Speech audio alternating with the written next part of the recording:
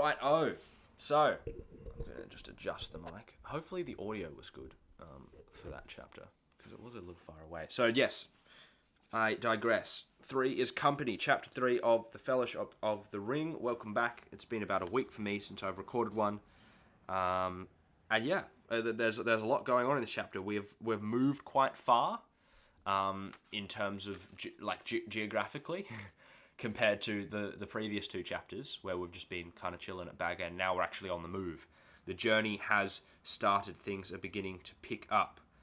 And really, we've moved quite far in the sense that, character-wise, Gandalf's left, and he feels like he's been gone for quite a while, and he couldn't really be any further away at the moment because all these things are happening, and there's a lot to unpack. So let's get started, and we'll see how long it goes for. So my first, we're just going to start going through the chapter first, and then we'll get to other things later. I think that's the best way to go. We haven't been doing that. I've just been kind of starting wherever. But let's go through points of the chapter first. So they first talk about the direction that Frodo's going to take, which to me is quite surprising that it's it's taken this long to actually get. I often read that. I'm like, well, surely there aren't that many ways to go. Like if you look at the map, right?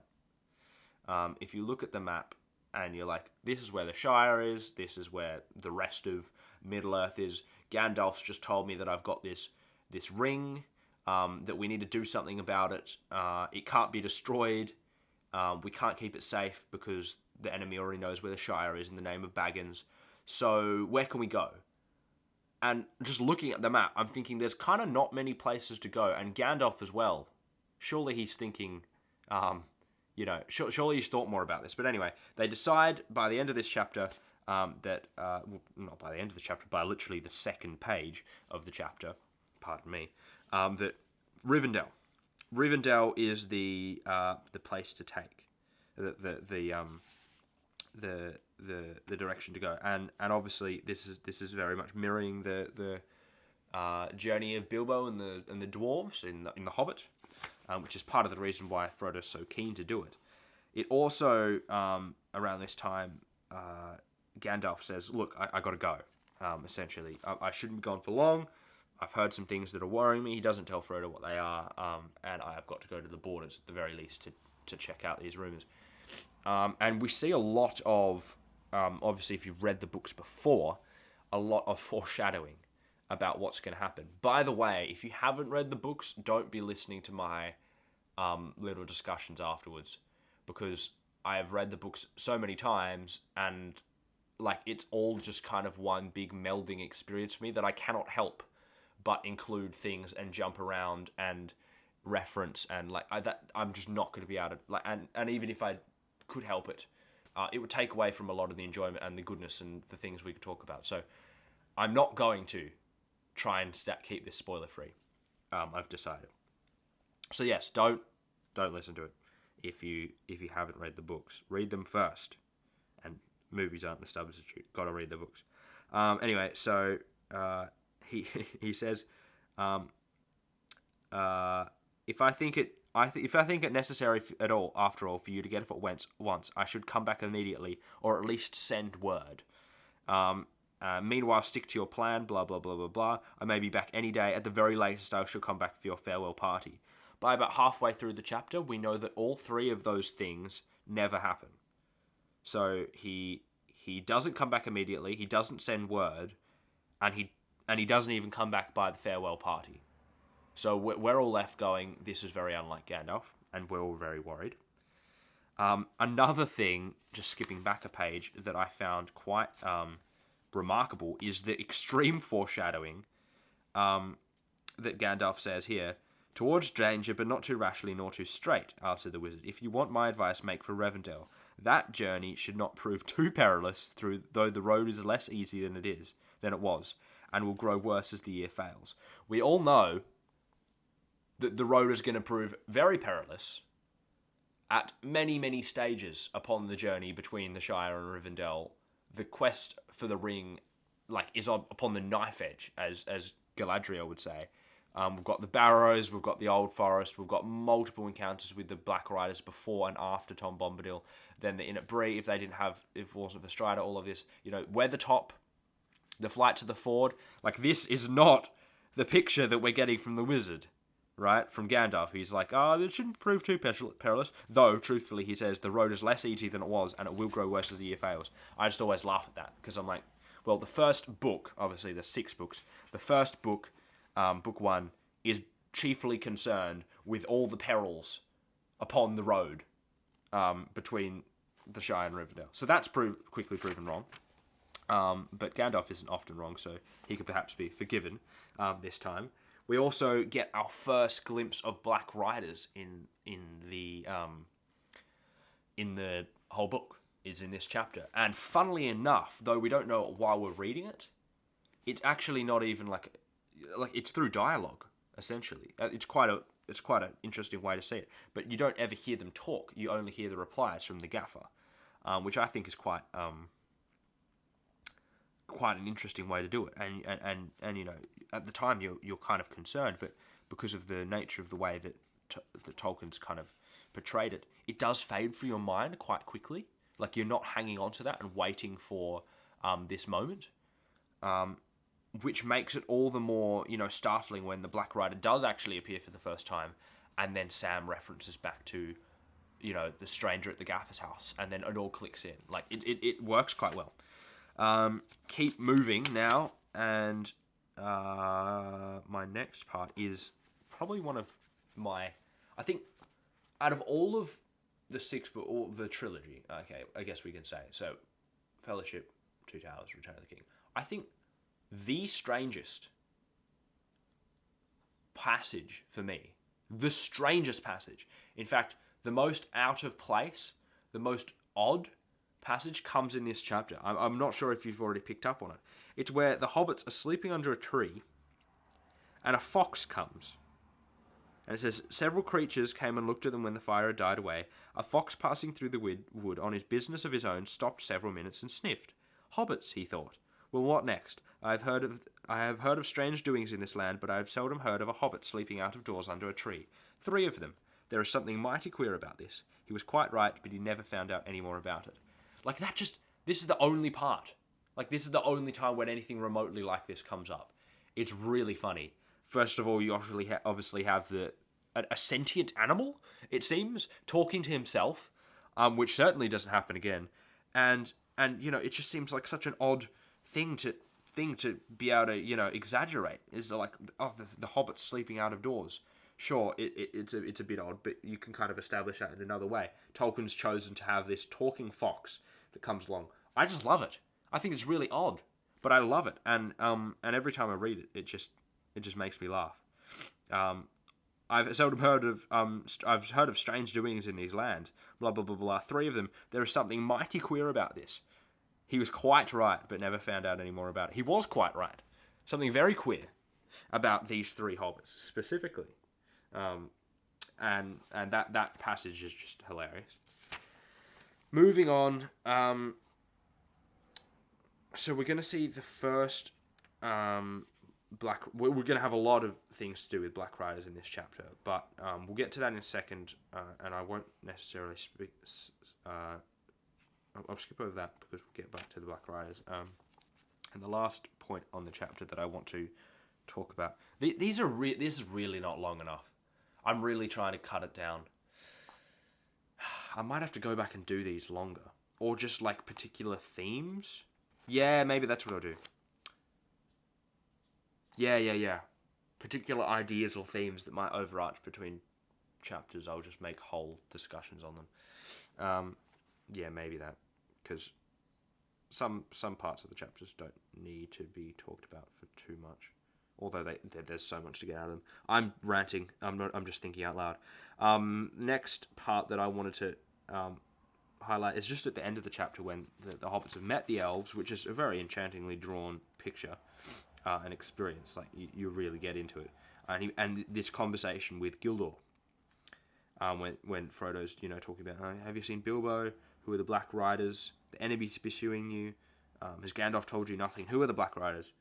And you get this this idea. Frodo's trying to get an answer from him, something concrete, right? Something to work with, and Gildor's being very vague. And Gandalf and Frodo indeed says, "Go not to the elves for counsel, for they will say both no and yes." "Is it indeed?" laughed Gildor. "Elves seldom give unguarded advice, for advice is a dangerous gift, even from the wise to the wise, and all courses may run ill." And you're like, whoa. Advice? Advice is really that?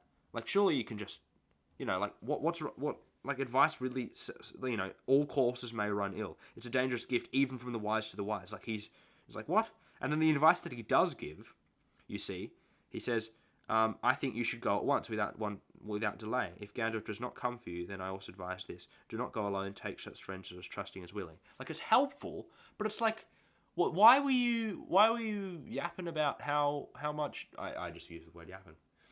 I don't think anyone's used the word yapping concerned with Gildor before. Why were you, all concerned about, giving wrong advice or this and that, when that's all you're going to say? Like, it's helpful, but there's not even that much. You're thinking, what the heck? And then I was thinking about it in my last reread, which was a couple of months ago, and I was thinking of this very point. I was trying to dig into it, and kind of realized that Gildor is trying to piece together what's happening, obviously, and he mentions that the enemy's pursuing Frodo. Frodo, as he says back here, "You are leaving the Shire, and yet you doubt that you will find what you seek, or accomplish what you intend, or that you will ever return." Obviously, the ring wraiths are on Frodo's tail. Gandalf hasn't turned up yet. Gandalf's late. There are a lot of things that are very concerning, and Gildor, who's very insightful, is probably already picking up that something very important is going on here, and that a lot of weight might be placed on what Frodo does in the next 24 hours. A lot of weight. The fate of many people, and he probably might even be able to guess what's happening. Obviously, it's the ring, and if the Black Riders were to capture it, then it would all be over. So even more than he would guess. Like, everything is hanging on what's happening here, but Gildor grasps a bit of that and goes, well, obviously, I don't want to, in my haste or in some misanalysis of the situation, give the wrong advice. There's so much at stake here. All courses may run ill, he says that. But if you demand advice, I will for friendship's sake give it. So he still gives it, and the advice that really, at the end of the day, that he does give is quite helpful. If Gandalf does not come before you set out, you got to go. And in the end, that proved very well, because they don't see Gandalf till Rivendell. In fact, Gandalf wasn't even able, didn't even have the agency or the means to meet them till, by the time they're at the Inn of the Prancing Pony, is about the time that he gets out of Saruman's, gets out of Isengard. And so you're like, oh, well, actually, in the end, that proved very well. But still, I'm just ranting, but still, that felt a bit odd. But yes, so there's a lot at stake. Gildor senses this. Advice when things are, hurriedly analysed could accidentally have crooked and malicious endings, if misapplied or whatever. So that's why he's a bit hesitant to give it. I'm not very articulate today, am I? Let's talk about the Black Riders. So we get our first picture of them in this chapter. First through dialogue, and then next, in fact, twice in this chapter, they meet a Black Rider on the road. Either the same one, or either different ones, or as Pippin says, or the same one overtook them twice. We don't exactly know. It's not exactly important. We know there are 9. There are 4 of them at the moment in the Shire. Though the hobbits, of course, have no idea how many there are.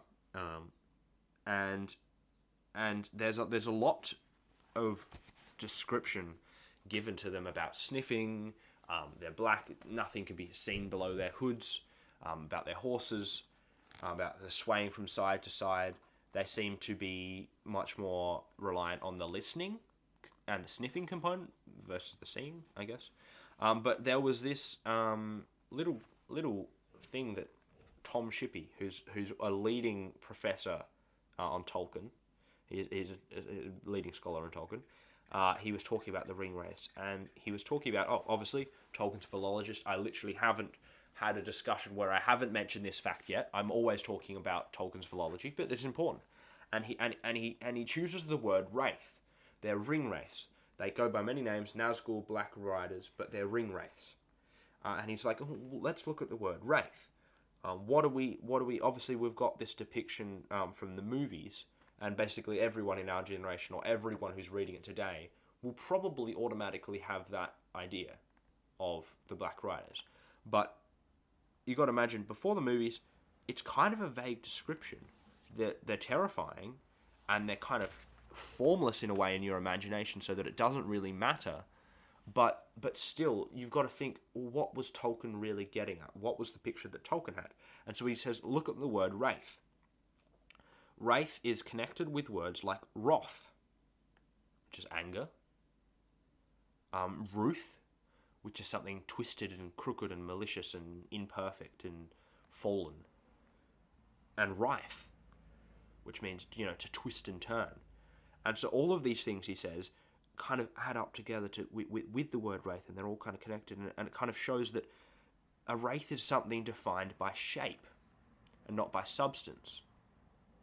And he also says that, and he draws on, and this is outside of just the physical description, but he also comments on the commentary of evil projected through the ring wraiths, something that Tolkien's trying to get at. And because they're dependent on the Sauron, right? They've got their 9 rings. Sauron's got the one ring. They have no life of their own outside of Sauron. And Tolkien, like an aspect of Tolkien's view on evil, could potentially be seen, says Shippey, because evil is kind of like a moral vacuum. Evil is a lack of independent life. It can often be seen at the start as, a way to more freedom, independence, agency, power. But at the end of the day, it's just a moral vacuum. And you kind of lose the life that you had. And you can see this in the ring wraiths. You lose any element of all those things. At the end of the day, I'm very inarticulate today. I don't think it matters. It's lucky. This is a great chapter, but I've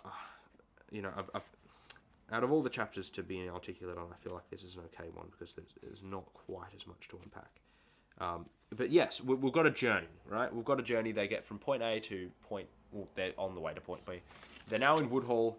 There's a lot happening here, and you get the sense of foreboding that they've got to make it to the ferry. Like, how on earth are they going to make it to the ferry now? There's all these riders, and Gandalf's not turned up, and even once they make it to the ferry, what then? They've still got all the Long Leagues of Eriador between them. Very inarticulate little breakdown.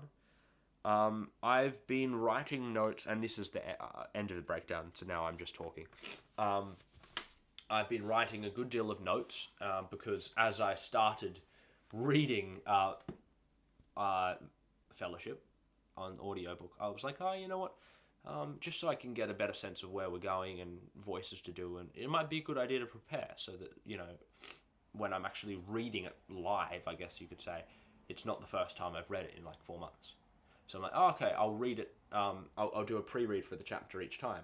And that quickly proved to be not a great way of doing it, because I'm now at the Council of Elrond in my actual read. And of course, we've just read on the audiobook, Three is Company, so the 3rd chapter. So I've jumped ahead quite a bit because I couldn't help myself. That's just what happens with me. But naturally, I've been able to get a better sense of what things I want to talk about. So as I've gone, I've kind of bookmarked things and taken notes. Spent a long time thinking about Tom Bombadil, looking at some letters from Tolkien, and just looking across the 3 chapters, Old Forest, House of Tom Bombadil, and Fog on the Barrow Downs, all of which he plays a prominent role, just thinking about how he's portrayed and all of these things. And so I want to do a big talk about Tom Bombadil.